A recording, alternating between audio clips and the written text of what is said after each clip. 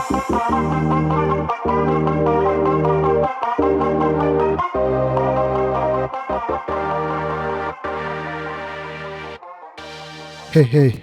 welcome to Hot Tea Fantasy Podcast. За юу яцгаана бүгдээрээ бүх хотын тоглолтоо үзээд гоё амарч гоё байсан байх гэж бодож байна. Тэгээд өнгөрсөн 7 хоног бол тэр чигээрээ NBA-гийн бүх хотын тоглолтоор амьсгалсан ийм одоо нэг 7 хоног ус болж өнгөрлөө. Өнөөдрийг бас оролцуулаад энэ жил зохиогдож байгаа 2020 оны 69 дахь удаагийн бүх хотын тоглолт маань Illinois мужийн Chicago хотод маш гоё болж өнгөрлөө. Энэхүү одоо бүх хотын тоглолтоор маш олон гой зүйлүүдийг харуулж чадсан. Дээрээс нь том хотод болж байгаа учраас тэр одоо сагсан бөмбөгийн одоо Мекка гэдэг газар болж байгаа учраас өөрөө энэ одоо бүх хотын тоглолтыг бас тэр чинээгээр гоё болгож чадсан. Тэгээд бүх хотын тоглолтыг ер нь нэг жоохон хураанголоод ярих юм бол за celebrity game жоохон эхлээд болсон. Тэгээд тэрэн дээр нэг том оддууд бол нэг ороогүй. Яг хуу Chicago-гийн гаралтай Chance the Rapper хамгийн том од нь байх шиг байсан. Тэгээд Quavo байсан. Тэгээд нэг илгэлдэг нэг залуу байсан те. Тэгээ өөр нэг том одууд энэ харагдаагүй. Тэрний яг гол хайлайт мөч нь бол Стив Несмит шүүгчтэй хэрэлдэж техникийн алдаа авсан нас тэр тоглолтын хайлайт байсан баг. За тэгээд манай монголчууд бас нэг сонирхож үздэг. Бидний бас таньдаг одууд бас цөөхөн ийм одоо celebrity game болж өнгөрсөн. Тэгээд үүний дараа бол мэдээж Rising Stars Challenge болсон. Дэлхийн баг болон Америкийн баг гэдэг өрсөлдөөнийг үзүүлж чадсан. Тэгээд яг хуу тийм гоё болж чадаагүй ч гэсэн бас тийм онцгой бас болоогүй. Тэгээ цойлж гарч ирж байгаа одуудыг харлаа. Үнэхээр гой тоглолтуудыг бас хийсэн нэг ийм Rising Star Challenge болж өнгөрлөө. Тэгээд MVP-гээр нь бол Charlotte Hornets багийн довтлогч Miles Bridges MVP нь болж залуу оддынхаа дунд гялалцсан байгаа. За тэгээд маргааш нь буюу хамгийн одоо гол бас оргил өдрүүдийн нэг хагасаа өдрийн үйл ажиллагаа болсон. Тэгээд хамгийн эхлээд Skills Challenge болсон. Skills Challenge яг өнгөрсөн жилийнхтэйгээ адилхан дүрмтэй байсан. Над тийм их таалагдаагүй. Яагаад гэх юм бол маш хурдан болоод өнгөрөөд байгаа ер нь бол. Харин хүмүүсийн нэлээд таамгийг эвдэж big man-ууд, том залуучууд маань бас маш сайн өрсөлдсөн байгаа. Тэгээд Miami-гийн Bam Adebayo төрүүлсэн. За тэгээ дараад нь бол мэдээж 3 шидэлтийн тэмцээн. Маш олон гой тоглогч нар, маш олон мундаг шидэгч нар орсон нэг ийм тэмцээн боллоо. Тэгээд тэдгээр шидэгчний дундаас тухайн өдөр хамгийн одоо шидэлтэй байсан нь бол Buddy Hield байлаа. Тэгээд Buddy Hield төрүүлсэн байгаа. Тэгээд энэ удаагийн 3 шидэлт бас гоё болсон. Ер нь бол шин тэр 3 оны шидэл гэдэг тэр ногоон бөмбөг бол их гоё санагдсан. Ер нь энийг бас үргэлжлүүлээд явхад бол буруудахгүй тажиг санаа байсан. За тэгээд дараад нь бол мэдээж бас оргил хүмүүсийн нэлээ хүлээсэн stand-up-ийн тэмцээн 4 өний донд бас болж өнгөрсөн. Тэгээд Dwight Howard, Kobe-г дурсан тийм тоглолт хийсэн бол Pat Connaughton White Man Can't Jump гэдэг киноны ремейк маягийн зүйлийг бас хийсэн. Гоё тоглолтуудыг хийсэн. Тэгээд хамгийн гол нь бол мэдээж Derrick Jones Jr. болон Aaron Gordon хоёрын тулаан бол үнэхээр гоё болсон. Тэгээд нөгөө Levin Aaron Gordon хоёрынхоос хойш гарсан хамгийн гоё stand-up-ийн тэмцээн болсон. Тэгээд маш олон хүн бас нэлээд тийм сэтгэл дундуур үлдэх шиг болсон. Ер нь бол шүүгчийн шийдвэрт Aaron Gordon төрүүлээгүйд. Гэхдээ Derrick Jones Jr. бол өөр амар тогч байсан. Маш гоё харагдажсэн. Тийм учраас нэг тийм буруу шийдвэр гэж хэлэхээсээ илүүтэйгээр Aaron Gordon бас жоо азгүй тамирчин юм байна. Үнэхээр ийм хоёр мундаг тогштой бас цуг ороод тэгээд азгүй байдлаар хоёуланд нь бас авч чадсангүй. Тэгээд дараад нь бол орохгүй гэж хэлээ. Тэгэхээр бас Aaron Gordon-ы хувьд Slam-гийн авраг гэдэг цолгүй магадгүй хамгийн мундаг данкчан болж иж магадгүй баха. За тэгээд мэдээж хүн болгоны мэдж байгаачлан Derrick Jones Jr. мөн Miami Heat-ийн тамирчин төрүүлсэн байгаа. Тэгээд өчигдрийн буюу хагасааны хөтөлбөр бол үнэхээр гоё болж өнгөрсөн. Маш олон хүн уурлаж баярлаж ийм болж өнгөрсөн. Тэгээд мэдээж хамгийн одоо оргил гол зүйл бол Sunday буюу бүтэн сайны хөтөлбөр манайхаар бол нэгдгийн өглөө гардаг. Бүх хотын тоглолт маань яг эхэлсэн. Тэгээд үнэхээр солиотой гоё тоглолт боллоо. Team Giannis, Team LeBron үнэхээр гоё өрсөлдөж чадлаа. Тэгээд шинэ дүрэн бол маш гоё санагдлаа. Ер нь бол зүгээр энэ тоглолтыг авч үзэхээр бол эхний үйл хамгаалалт баг зэрэг тааруу байснаас тооцох юм бол 2 3 4-р үед бол үнэхээр солиотой. Бүр яг финалийн тоглолт үзэж байгаа юм шиг ийм боллоо. Тэгээд одоо дараагийн дараа жилийн тэмцээн, тэрний дараагийн жилийн тэмцээнээс бол энэ дүрмээ бол өөрчлөхгүйгээр яг энийг аваад явхад бол үнэхээр буруудахгүй гоё дүрм байлаа. Тэгээд ялангуяа дараа жилийнхийг бол бүр эхнээсээ шууд хамгаалаад ингээд явах гэж бодож байна. Тийм учраас маш гоё тоглолт боллоо. Үнэхээр тийм нэг хайп өндөртэй байна. Яг одоо бол энэхүү тоглолтын эцэст мэдээж Team LeBron ялтаа байгуулсан байгаа. Эцсийн мөчөд Anthony Davis тургуулын шидэлтэд оруулснаар. За тэгээд өнөөдрийн хамгийн одоо гол хүн бол мэдээж Kawhi Leonard, Fungi Man байлаа. Тэгээд үнэхээр 3-аас болон хамгаалтан дээр үнэхээр гой тоглолтуудыг хийж чадсан. Үнэхээр өнөөдөр бол үнэхээр шидэлттэй, үнэхээр сайн байлаа. Тэгэхээр MVP буюу одоо Kobe Bryant-ийн нэрмжит цомыг хамгийн анхны удаа Kawhi авч чадлаа. Тэгээд энэхүү 60 дахь удаагийн бүх хотын тоглолт үнэхээр гоё, хайп өндөртэй, солиотой бүх хотын тоглолт болж чадлаа. Тэгээд дараа жилийн Indianapolis болох бүх хотын тоглолтоос энээс тутгааргүй гоё болоосаа гэж бодож байна. За тэгээд нэлээд олон юм ярьчлаа. Маш хайп өндөртэй байсан учраас үнэхээр гоё байна. За тэгээд шууд фэнтезигийнхаа подкаст руугаа орё.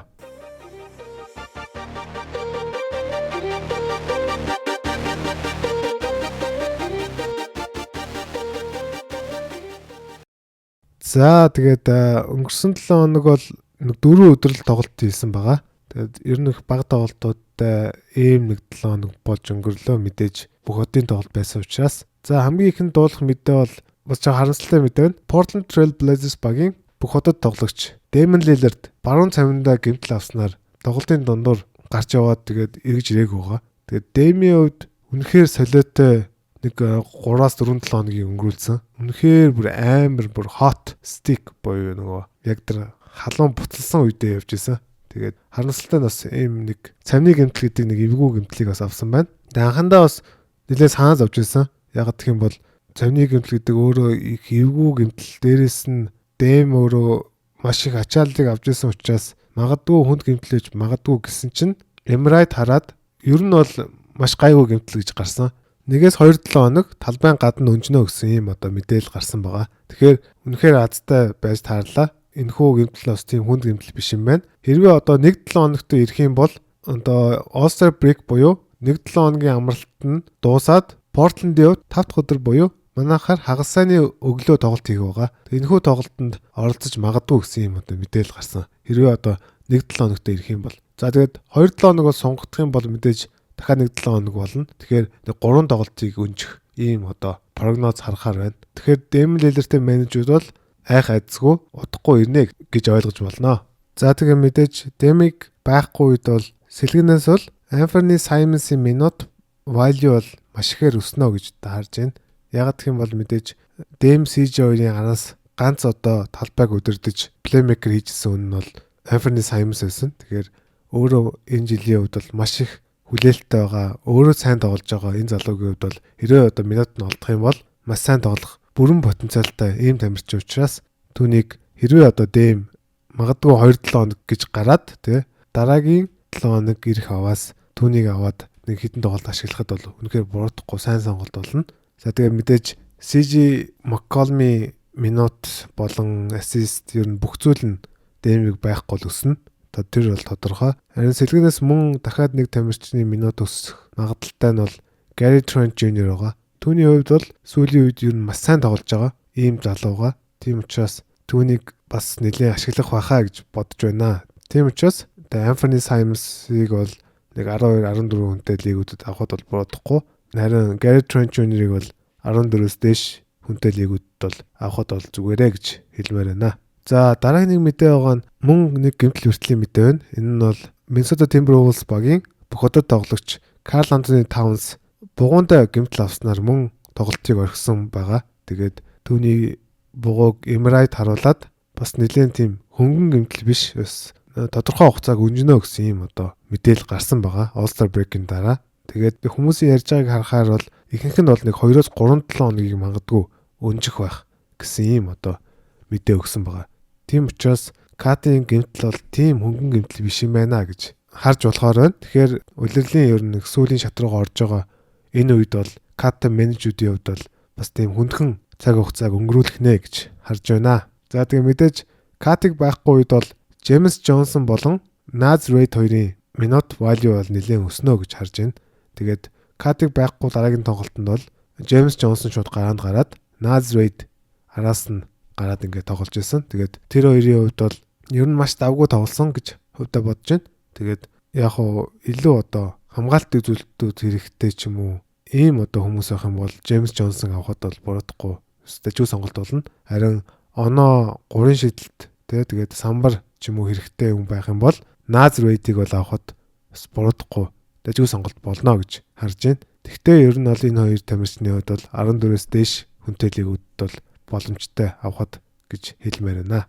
За дараагийн нэг мэдээ байгаа нь Los Angeles Clippers багийн довтлогч Пол Жоржийн хувьд мөн өмнөх Бостон дээсэн тоглолтод хамстринг буюу одоо гуйны харан ширмсэн бариад талбайг чөлөөлсөн байгаа. Тэгээд тоглолтын дараа Doc Rivers дасгалжуулагч хэлэхдээ ер нь нэлээд тийм санаа зовсон байдалтай ярьсан байгаа. Ярилцлага.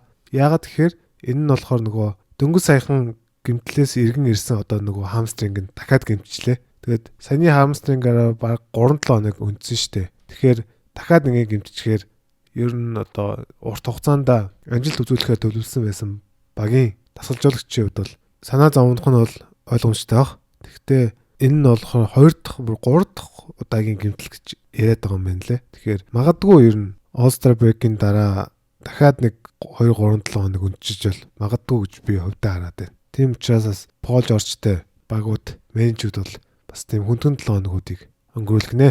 За мэдээж Пол Жоржийн эзгүүд бол Landry Shamet, Lou Williams-ийн минут валь нь бол нэлээд өснө. Тэгээ мөн Marcus Morris-ийн ч минутаас валь бас дажиг өснө гэж харж байна. За дараагийн нэг мэдээ байгаа нь Sacramento Kings багийн төвийн тоглогч Richaun Holmes-ийн хувьд өмнөх гэмтлээсээ бараг ирсэн байсан чинь дахиад баруун мөрөндөө гэмтэл аваад 2-3-7 хоногийн дараа дахиж үзүүлэхээр болсон байгаа.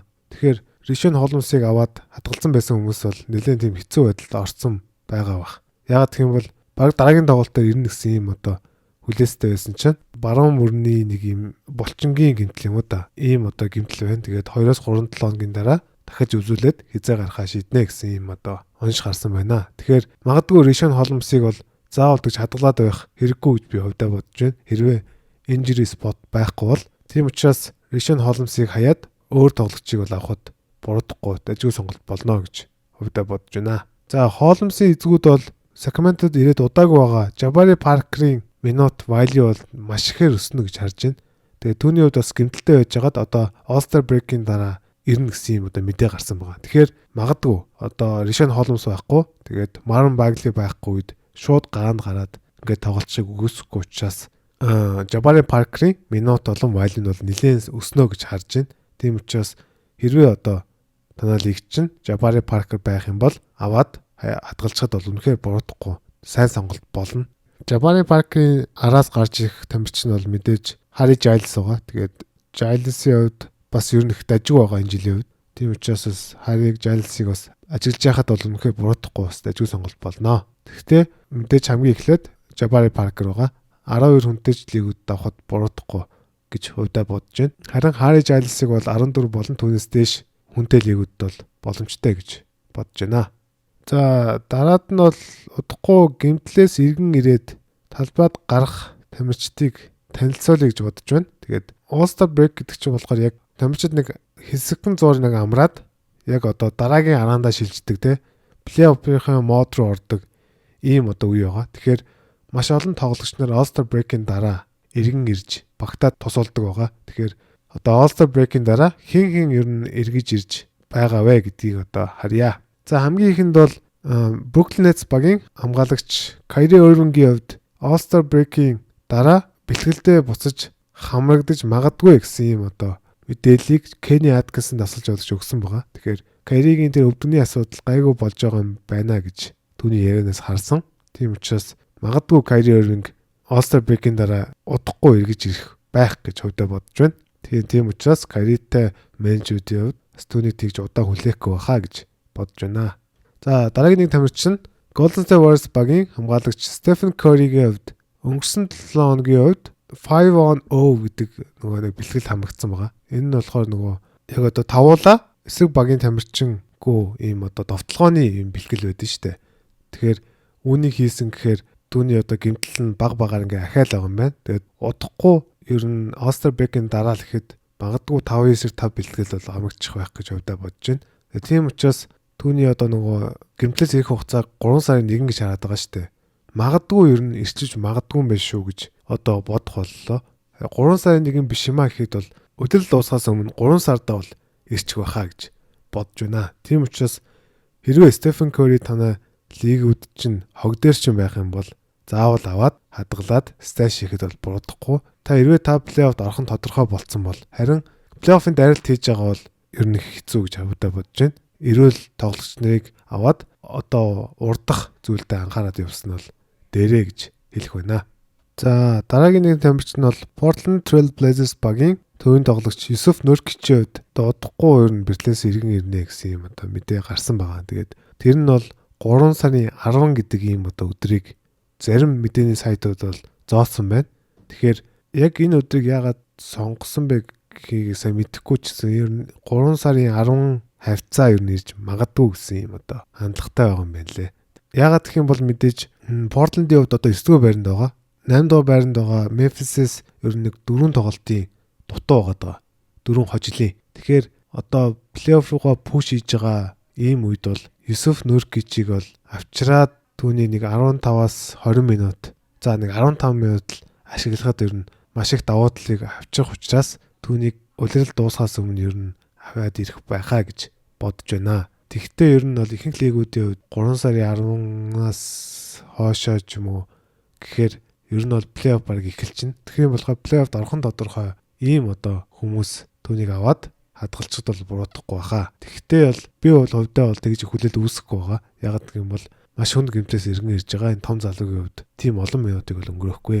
Whiteside бол маш сайн байгаа учраас. За дараад нь бол Bulls-ийн 3 тамирчин 3 сарын эхний 7 хоног ер нь ирнэ гэсэн юм одоо магадлал таамаглал бол байна. Эдгээр нь бол мэдээж Otto Porter Jr, Lauri Markkanen болон Chris Dunn гэж хараад байна. Тэгээд эдгээр 3 тамирчны хувьд ер нь 3 сарын эхний 7 хоног магадгүй ирчих байхаа. Ер нь бол Chris Dunn-ийн хувьд бол нэлээд ойртсон байгаа. Харин Lauri Markkanen, Otto Porter хоёрын хувьд бол бага зэргийн гэмтэл байгаа. Тийм учраас 3 сарын эхний 7 хоног биш юмаа гэхэд 2 дахь 7 хоногоос ер нь ирчих байхаа. Ягаад гэх юм бол Bulls-ийн хувьд мөн адил плей-офф руу одоо пуш хийж байгаа. Тийм учраас тоглолт болгон чухал байгаа учраас аль болох сайн тамирчтай хурдан авчихыг бол бодож байгаа. Тэгэхээр эдгээр 3 тамирчнаас харж агаад авахд бол буруудахгүй байхаа. Ялангуяа Lauri Markkanen-ийн хувьд бол хэрвээ хүрээд ирэхэд бол үнэхээр сайн тоглолтыг үзүүлж чадхаар энэ тамирч учраас түүнийг аваад хадгалчихад бол буруудахгүй сайн сонголт болно. За дараад нь бол мэдээж мөн Bulls-ийн нэг тамирчин байгаа нь төвийн тоглогч Wendell Carter Jr байгаа. Тэгээ түүний хувьд бол шагааны гэмтлээс шалтгаалаад нэлээд удаан тоглолтыг өнжлөө. Тэгээд түүний хамгийн сүүлд гарсан мэдээллээр All-Star Break-ийн дараа эхний тоглолт буюу 4 дахь өдөр Charlotte Hornets багийн эсрэг хийх тоглолтод иргэн ирнэ гэсэн юм одоо мэдээ гарсан. Тэгэхээр Wendell Carter Jr-тэй байгаа түүнийг хаяагүй байгаа менежүүд бол түүнийг одоо эцэст нь талбай дээр харах нь харин танаа лиг дээр чинь магадгүй огн дээр чинь байх юм бол түүнийг одоо заавал аваарай гэж хэлмээр байна. Тэр хэрвээ тэр талбай дээр гэмтэл бэртэлгүй тоглох аваас үнэхээр сайн тамирч учраас маш сайн статик бол өгнө гэж хэлмээр байна. За дараад нь бол Toronto Raptors багийн 2 тоглогч байна. Эхнийх нь бол төвийн тоглогч Marc Gasol-ийн хувьд бас нэлээд хэдэн тоглолтыг үндсэн гэмтлээсээ All-Star Break-ийн дараа ирнэ гэсэн юм одоо мэдээ гарсан байгаа. Тэгэхээр магадгүй All-Star Break-ийн дараа эхний тоглолтод биш юм ахэд 2 дахь 3 дахь тоглолтоос бол ирчих байх гэж харж байна. Хэрвээ одоо түүний хувьд бэртлээс иргэн ирэх юм бол маш сайн тоглолтыг үзүүлэх боломжтой. Ер нь эхлээд Marc Gasol-ийн хувьд маш муу байгаадсан. Тэгээд нэг гэмтээд тэгээ орж ирэхэд бол үнэхээр сайн тоглолтыг үзүүлж ирсэн шүү дээ. Тэг харамсалтай дахиад гэмтсэн болохоос биш. Тийм учраас одоо маш гоё амраад ирж байгаа учраас түүнийг аваад хадгалахад бол буруудахгүй сайн сонголт болно. Тэгээд түүний хувьд гэсэн тоглолтоо бол маш сайн ахиулж ирэх баха гэж бодож байна.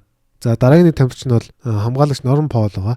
Norman Powell-ийн хувьд Marc Gasol-ийн хойш ирнэ гэсэн юм одоо мэдээ байгаа. Тэгээ энэ нь бол хэр хойшийн бол сайн мэдэхгүй байна. Зарим сайтуудын мэдээг харж байхад 3 сарын дундуур 3 сарын 2 дахь 7 хоногт ирнэ гэсэн юм одоо мэдээ гарсан байгаа. Тэгэхээр 3 сарын 2 дахь 7 хоног болчоор ер нь бол нэлээд хүмүүс плей-офф эхэлчихнэ. Тийм учраас түүнийг одоо аваад хадгалахад бол бас тийм сайн сонголт биш. Гэхдээ яг гоо injury spot байх юм бол болно. Байхгүй бол димий гэж хувьдаа бодож байна. За хамгийн сүүл буюу. За энэ нь бол Detroit Pistons багийн хамгаалагч Luke Kennard байгаа. Тэгээ Luke Kennard-ийн нэлээд удаан хугацааны 2 хөлийн гэмтэл байлаа. Тэгээд үнэхээр сайн тоглолтыг үлээл эхлээд үзүүлж ирсэн түүний хувьд харамсалтай гэмтээд алга болсон боловч All-Star Break-ийн дараа ирнэ гэсэн юм одоо мэдээ гарсан. За эхний тоглолт биш юмаа гэхэд ер нь бол нэг 2-р, 3-р, 4-р тоглолтоос аль нэгэнд нь ер нь баг ирчих магадлал бол маш их байна. Тийм учраас хэрвээ тэ 3-ын шидэлд оноо гих зэрэг үзүүлэлтүүд хэрэгтэй байх юм бол Люк Кеннардыг одоо аваад хадгалаад тэгээд тоглоход бол үнэхээр сайн сонголт болно гэж одоо бодож байна. За тэгээд All-Star Break-ийн дараа ирэх тамирчдыг танилцууллаа. Тэгээд эдгээр тамирчдаас өөрөө бодож байгаад харж агаад авахыг аваад сонгоорой гэж хүсэх байна. Тийм учраас энэхүү одоо мэдээллийг бас нэлээд судалгаа хийж гаргасан учраас ер нь бас нэлээд тийм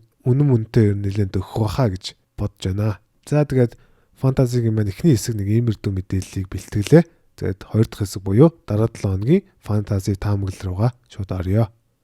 За дараа 7 хоног буюу NBA-гийн 18 дахь 7 хоног эхлэхэд ер нь бэлэн болоод байна. Мэдээж дараа 7 хоног буюу энэ 7 хоногийн хувьд бол All-Star Break байгаа учраас хамгийн ихний тоглолт манай цагаар 5 дахь өдөр, Америкийн цагаар 4 дахь өдөр эхлэх юм хуваартай байгаа. Тийм учраас 4, 5 дахь хагасаа бүтэнсэн гээд 4 өдөр л тоглолт хийх байгаа энэ 7 хоногийн хувьд. За тийм учраас 3 тоглолттой буюу хамгийн их тоглолттой ганцхан баг байна. Энэ нь бол Chicago Bulls байгаа юм байна. Тэгэхээр хэрвээ одоо Bulls-ийн иргэн ирж байгаа ч юм уу аль эсвэл гэмтлэг байгаа тамирчдыг аваад энэ хүү 7 хоногт хүч үзэх юм бол нэлийн дажгүй үзүүлэлтүүдийг үзүүлэх магадлал бол их юм байна гэж харахаар байна. За тэгээд ихэнх багууд ер нь 2 тоглолттой байгаа. Лигийн 26 баг 2 тоглолттой байгаа юм байна. За нэг тоглолттой буюу хамгийн цөөн тоглолттой багуудыг танилцуулах юм бол Clippers, New York, Orlando гэсэн 3 баг байгаа юм байна. Тэгэхээр магадгүй одоо Clippers, New York, Orlando-гийн тамирчдыг магадгүй хаяад өөр багуудын тамирчдыг авахд бол буруудахгүй байхаа гэж бодож байна. За дараа 7 хоногийн хэд өдөр хитэн тоглолттой хуваарийг танилцуулъя. За 4 дахь өдөр хамгийн ихний тоглолт байгаа гэж хэлсэн. Тийм учраас 4 дахь өдөр 6 тоглолттой байгаа юм байна. 5 дахь өдөр 9 тоглолттой, хагасаа өдөр 7 тоглолттой, бүтэнсээ өдөр 7 тоглолттой гэсэн. Ер нь яг хуу дажгүй хуваар байгаа юм байна. Харин 5 дахь өдөр л яг хуу жоох их тоглолттой юм байна. Тэгээд ер нь бол энэ 7 хоногийн хувьд бол дажгүй болоод өнгөрчих юм байна гэж харахаар байна. За тэгээд дараа 7 хоногт сайн тоглолтыг үзүүлж магадгүй 5 тоглогчийг танилцуулдаг боломжтой байгаа. За тэгээд эдгээр 5 тоглогч руугаа орё. За хамгийн ихэнд Sacramento Kings багийн товтлогч Jabari Parker-ыг онцлсан байгаа. Тэгээд түүнийг яагаад онцлсан бэ гэхээр мэдээж сая өмнөх 1-р хэсэг дээр дурдсанчлан гэмтэл хүртлийн асуудлууд бол байгаа. Rishon Holmes болон Marvin Bagley хоёрын гэмтэл түүнд бол маш их боломжийг гаргаж ирж байна. Тэгээд Jabari Parker-ийн хувьд сая бүхотын тоглолтын өмнө солилцооны цаг хаагдахаас өмнө Hawks-аас Kings руу очсон байгаа. Тэгээд түүний хувьд бас жоох баг зэргийн гэмтэлтэй байжгаад ирсэн. Тэгээд All-Star Break-ийн дараа энэхүү одоо гэмтэл нийтгрээд талбайд гарна гэсэн юм мэдээ гарсан учраас түүнийг аваарай гэж зөвлөж байна. За тэгээд Jabari Parker-ийн хувьд бол энэ үйлрэл Hawks-ийн өмсгөлтэй 32 тоглолтыг хийсэн байгаа. Тэгээд эдгээр 32 тоглолтондоо 15 оноо 6 самбарыг дундчилсан байгаа. Энэ нь бол тийм муу үзүүлэлт биш. Ер нь их дажгүй үзүүлэлтийг хийсэн шүү дээ энэ жилийн хувьд. Тэгээд Атлантад ер нь 26 минутыг л талбай дээр өнгөрүүлж исэн. Тэгээд тийм учраас гэмтэл хүртэл ихтэй байгаа Sacramento-гийн хувьд бол би хувьдаа Jabari Parker-ыг бол нэлээд их минут ашиглана гэж хувьдаа бодож байна. 26 за нэг 25-аас 30 минутыг бол дор хаяж ашиглах байхаа гэж бодож байна. Тэгээд тийм учраас оноо, самбар, тэгээд дотлооны хувь, тэгээд баг зэргийн бас хамгаалалтын үзүүлэлтүүд хэрэгтэй байх юм бол Jabari Parker-ыг авах юм бол маш сайн сонголт болно. 12-оос дээш хүнтэй лигт бол үнэхээр сайн сонголт болно гэж бодож байна. Тэгээд Jabari Parker-ыг одоогоор Yahoo эзэмшигчдийн 23% эзэмшиж байгаа юм байна. Тэгээд Sacramento Kings баг энэ 7 хоногт 2 тоглолт хийх хуваартай байгаа. За хоёрт нь гэх юм бол Minnesota Timberwolves багийн товтлогч Juancho Hernangomez-ыг онцлсан байгаа. Juancho Hernangomez-ийн хувьд бол сая солилцооны цаг хаагдахаас өмнө хийсэн солилцооны дундаас Fantasy Value-н хамгийн их өссөн ялсан тамирчин бол тэр байгаа. Тэгээд түүний хувьд Minnesota-д ирээд 15 оноо, 6 самбар, 1.3 ассист гэдэг үзүүлэлтийг талбайд 30 минут тоглож өнгөрүүлж байгаа гэсэн ийм одоо үзүүлэлт байгаа юм байна. Тэгэхээр энэ нь бол маш давгүй сайн үзүүлэлт гэж хувьдаа бодож байна. Тэгээд Хуанчад итгээд бол маш их минутыг өгч байгаа. Тэгээд одоо бас ялангуяа кат гэмтсэн учраас түүний минут нь өснө үхээс буурахгүй ийм одоо цаг үе ирчээд байна. Тийм учраас түүний стат нь бол бас өснө үхээс буурахгүй гэж харж байна. Тийм учраас түүнийг аваад тоглоход бол асуудалгүй сайн сонголт болно. Магадгүй 12 хүнтэй лиг болно. Түүнээс дээш хүнтэй лигүүд бол үнэхээр сайн сонголт болно. За түүнийг одоогоор Яхаа эзэмшигчдийн 20% эзэмшиж байгаа юм байна. Тэгэхээр мэдээж Minnesota Timberwolves баг энэ 7 хоногт 2 тоглолт хийх хуваартай байгаа. За 3 дугаар байранд Detroit Pistons багийн төвийн тоглогч Thon Maker-ыг онцлсан байгаа. За одоогоор түүнийг Яхаа эзэмшигчдийн 21% эзэмшиж байгаа юм байна. За тэгээ Thon Maker-ийн хувьд бол раунд явснаар бол Christian Wood-д бол хамгийн их боломж гарч ирсэн бол түүний дараа Thon Maker-т бол нэлээд их тоглох минут олдож байгаа. Тэгээд сүүлийн 1-7 хоногийн хугацаанд бол түүний үзүүлэлтийг харах юм бол 14 оноо, 6 самбар, 1.5 ассист, 0.8 стил, 1.5 блокийг 28 минутанд дундалж байгаа юм байна. Тэгэхээр энэ бол маш дажгүй сайн үзүүлэлт гэж харахаар байна. Тэгэхээр Drummond-ыг явснаас хойш 25-30 минутыг ер нь талбайд өнгөрүүлээд байгаа. Тийм учраас ер нь маш тийм consistent буюу одоо найдвартай байгаад байгаа учраас түүнийг авахд бол буруудахгүй сайн сонголт болно гэж хувьдаа бодож байна. Хэрвээ та төвийн тоглогч самбар хэрэгтэй, блок хэрэгтэй ч юм уу ийм одоо хүн бол түүнийг авахд бол буруудахгүй. Гэхдээ 14 ба түүнээс дээш хүнтэй лигт бол авахд бол сайн сонголт болно. За дараагийн буюу 4-р байранд Boston Celtics багийн төвийн тоглогч Daniel Theis-ыг онцлсан байгаа. За тэгээд түүнийг яагаад онцлсан бэ гэхээр мэдээж Boston Celtics баг солилцооны цонх хаагдахаас өмнө төвийн тоглож авч чадаагүй. Тийм учраас Роберт Вильямсны хувьд бас гэмтэлтэй байгаа. Тэгээд ер нь гэмтэлгүй байсан ч гэсэн Brad Stevens дасгалжуулагчийн хувьд бол Daniel Theis-ыг бол маш их ашиглаж байгаа. Ер нь бол их ашиглах дуртай байгаа. Тийм учраас түүнийг онцлсан байгаа. За тэгээд түүний хувьд бол одоогоор сүүлийн 3 тоглолтонд 12 оноо, 8.3 самбар, 2 ассист, 0.7 стил, 0.7 блок гэсэн үзүүлэлтийг 28 минутанд дундсалж байгаа юм байна. За тэгээ мэдээж Daniel Theis гэдэг тамирчин бол маш их минутыг бол төвийн байрал дээр өнгөрүүлж байгаа. Тэгээд өөрөө ч их дажгүй сайн тоглолтыг үзүүлж байгаа учраас түүнийг бол маш ихээр ашиглаж байгаа. За тэгээ хэрвээ та оноо, самбар, блок хэрэгтэй гэж үзэх юм бол Daniel Theis-ыг аваад тоглоход бол асуудалгүй сайн үзүүлэлтүүдийг үзүүлнэ гэж харж байна. Гэхдээ түүнийг 14 ба түүнээс дээш хүнтэй лигүүдэд бол авахд бол сайн сонголт болно. Түүнийг одоогоор Яхаа эзэмшигчдийн 39% эзэмшиж байгаа юм байна. За тэгээ мэдээж Boston Celtics багийн хувьд энэ 7 хоногт 2 тоглолтыг хийх хуваартай байгаа. За хамгийн сүүлд буюу 5 дугаар байранд Cleveland Cavaliers багийн довтлогч Kevin Porter Jr-ыг онцлсан байгаа. Түүнийг одоогоор Яхаа эзэмшигчдийн 10% эзэмшиж байгаа юм байна. За тэгээд түүний хувьд өвдөгний гэмтлээс иргэн ирээд маш сайн тоглолтыг үзүүлж байгаа. Түүнийг одоо гэмтлээс иргэн ирснээс хойш 15.3 оноо, 2.6 самбар, 2.1 ассист, 1.1 стил гэсэн үзүүлэлтийг 51.7%-тай довтлогооны хувьтайгаар үзүүлж байгаа юм байна. Тэгэхээр энэ бол маш сайн үзүүлэлт гэж хувьдаа бодож байна. Тэгээд мэдээж энэ одоо 2 жавднаас бол маш сайн шийдэж байгаа шүү дээ түүний хувьд. Тэгэхээр одоо Cavs-ийн хувьд бол All-Star break-ийн дараа бол ер нь бол тэгээд хаяад залуучуудаа хөгжүүлэх байх гэж хувьдаа бодож байна. Тэгээд сая дөнгөж сая гарсан мэдээлэлээр бол багийн дасгалжуулагч John Byline-ийн хувьд бол All-Star break-ийн дараа ер нь ажлаа хүлээлгэж өгөх магадлал бол маш их байна гэж Adrian Wojnarowski жиргсэн байна лээ. Тэгэхээр магадгүй одоо өөр дасгалжуулагч ирээд залуучуудаа хөгжүүлэх гэж дайрч магадгүй. Тэгээд тэрний хамгийн гол нэг жишээ бол одоо Kevin Porter Jr гэж харж байгаа. Тэгээд хэрвээ түүнд одоо хангалттай минутыг нөгж чадах юм бол маш сайн тоглолтыг үзүүлж сайн стат бол үзүүлэх магадлал бол маш их гэж одоо бодож байна. Тийм учраас Kevin Porter Jr-ыг бол авахд бол харамсахгүй сайн сонголт болно. Үлрэлийн сүүл рүү гэж бодож байна. За тэгээд энэ 7 хоногийн хувьд бол мэдээж Cleveland Cavaliers багийн хувьд 2 тоглолтыг хийх хуваартай байгаа. Тэгэхээр энэ 7 хоног гэлтгүү дараагийн 7 хоногудад бол Kevin Porter Jr бол consistent тоглолтыг үзүүлэх магадлал бол өндөрөө. За тэгээд дараа 7 хоногийн фэнтези таамаглал нэг иймэрдүү байла. Тэгээд одоо 17 дугаар 7 хоног дуусаад 18 дугаар 7 хоног эхэлж байна.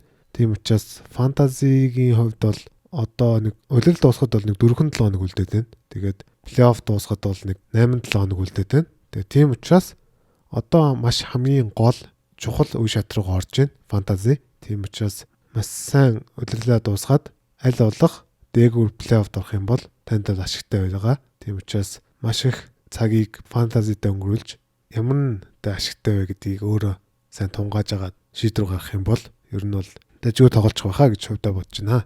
За тэгээд мэдээж энэ 7 хоногийн хувьд нэг иймэрдүү байла. За тэгээд мэдээж одоо фэнтези тоглодог, NBA сонирхдаг найзууд руугаа миний нөхөө подкастыг минь шеэрлээрэй. Тэгээд хэрвээ та сонсож байгаа платформ дээр чинь үнэлгээ өгдөг зэс байх юм бол тэгээд сайн үнэлгээ өгж туслаарай. За тэгээд дараа 7 хоногийнхоо дугаараар уулзтлаа баяртай.